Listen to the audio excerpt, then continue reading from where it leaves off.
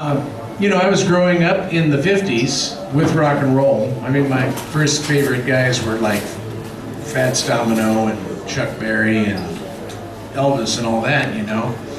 But then I quickly became attracted to the instrumentals that were happening because back then, in the 50s, there were instrumental hits on the charts all the time. In the beginning, though, it was the saxophone. It was R&B. It was like honky tonk and stuff like that. And then raunchy was a big hit. And then all of a sudden, you heard there was this guy, Duane Eddy comes on the scene, and you hear something like, I'm gonna have to be able to put this down. I heard this.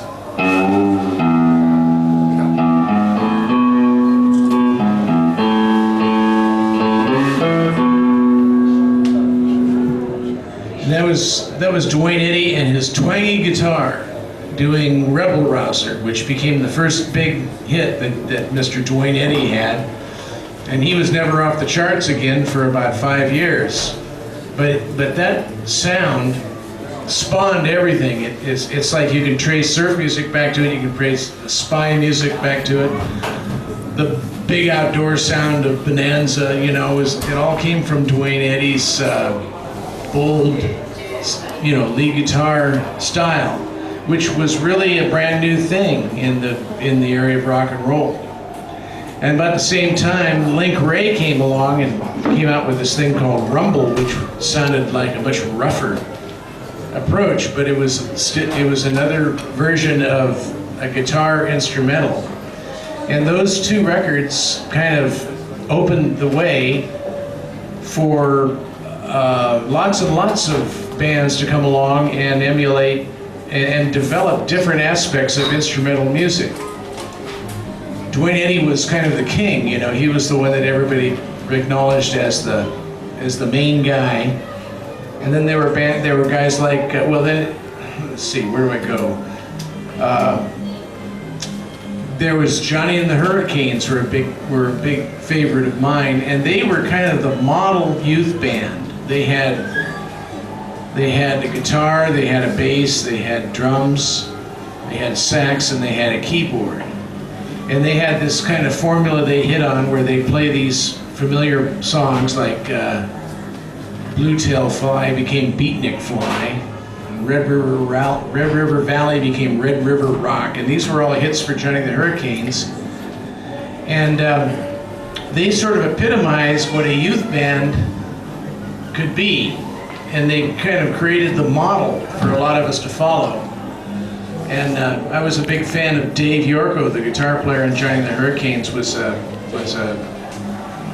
classic rock and roll guitar player in an instrumental band. Then the Fireballs came along. They were really pretty much my favorites. They did Torquay and Bulldog and a bunch of others, but they started developing this variation which involved two guitars, kind of like the rhythm guitar and the lead guitar playing. The interplay between the guitars was a big part of what made the music interesting. And that was, and about the time that I met Eddie Bertrand, and we discovered we were both fans of the same kind of music, so we started getting together and learning how to play this stuff together, So the Fireballs became a real model for Eddie and I because, we emulated that sound of the rhythm guitar and the lead guitar. And that's what it was in the beginning. The music that developed into surf music, I think in the beginning, was definitely of the two guitar variety. There's, you got bands like Slacktone now that Dave Ronski does not need a rhythm guitar player. I mean, he's doing something that's completely, well, I'll let Dave speak for that, but I mean, it's definitely an outgrowth of what we started in the beginning. But in the beginning, there was the rhythm guitar and the lead guitar, and it was all based on the model of guys like the Fireballs, and then the Ventures also came along just before surf music.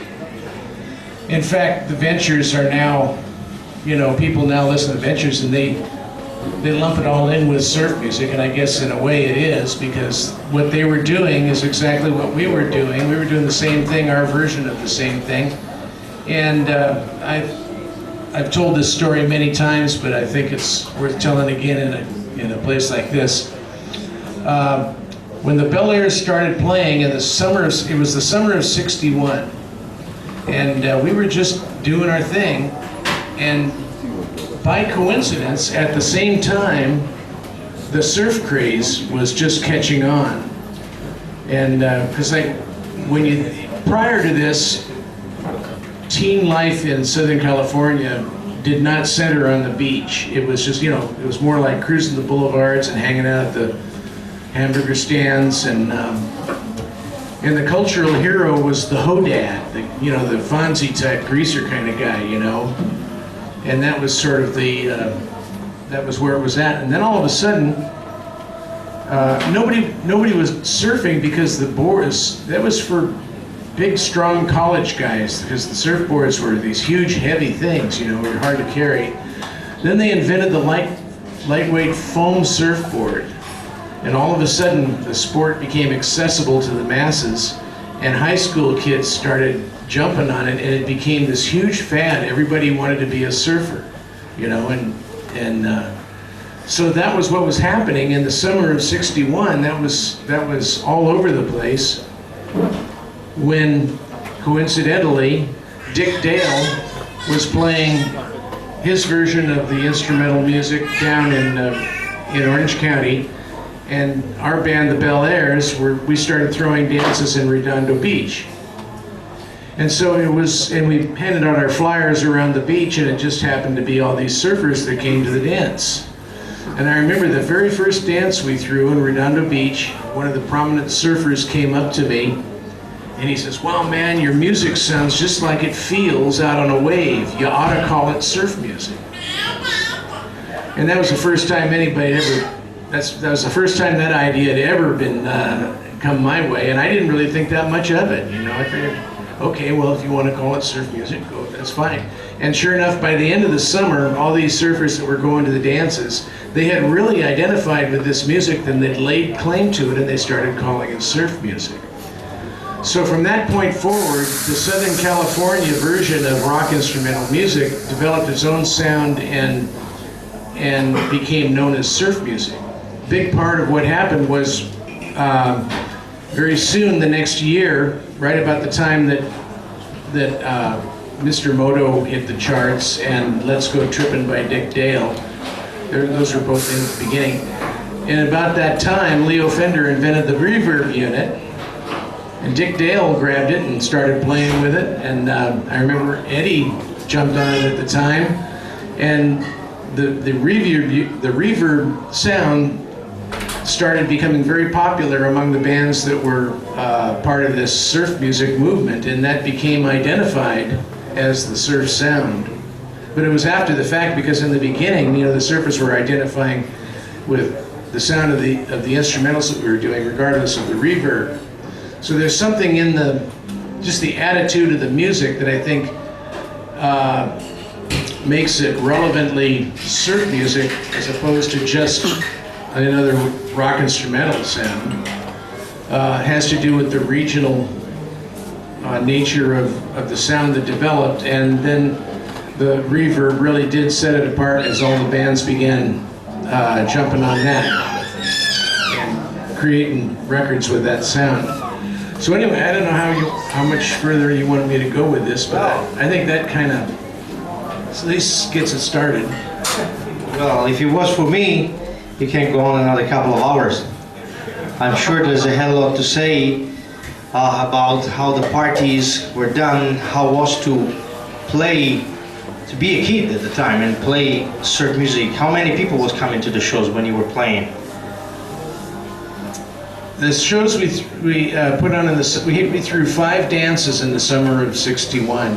The first 3 were at the Knights of Columbus Hall in Hollywood Riviera, and the crowds went from, I think the first one was about 200 or 300, which was pretty much capacity, and then I think it went to about 600, and then we had to move to a bigger hall, the Eagles Hall down the street, and that capacity there was 1,000, and we filled that one up. That was on an afternoon, and they wouldn't let us throw another dance there because it was too much for them.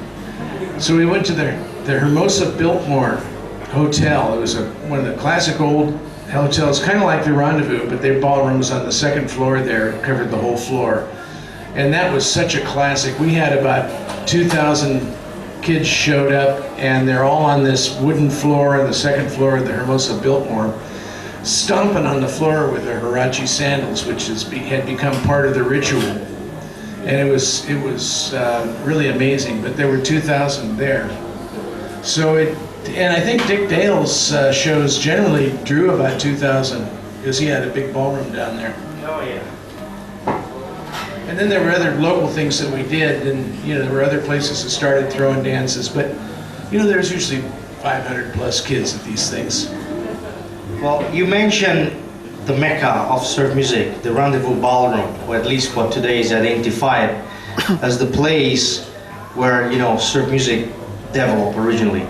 You played there with the Bel-Airs. Can you tell us more how it was to play at the Rendezvous Ballroom? And also what other places were around, what other clubs? Were the places where generally the kids that wanted to listen to surf music were going in the early 60s? First of all, we didn't play clubs or bars. It was a whole different thing back then. It was just dances.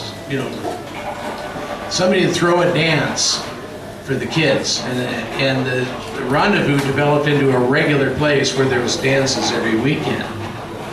And we did play at the Rendezvous one time after our record had hit, and I remember it was pretty awesome and overwhelming, because it's just such a highly charged place, And the thing is, the thing I remember about playing there was that we broke one of the rules.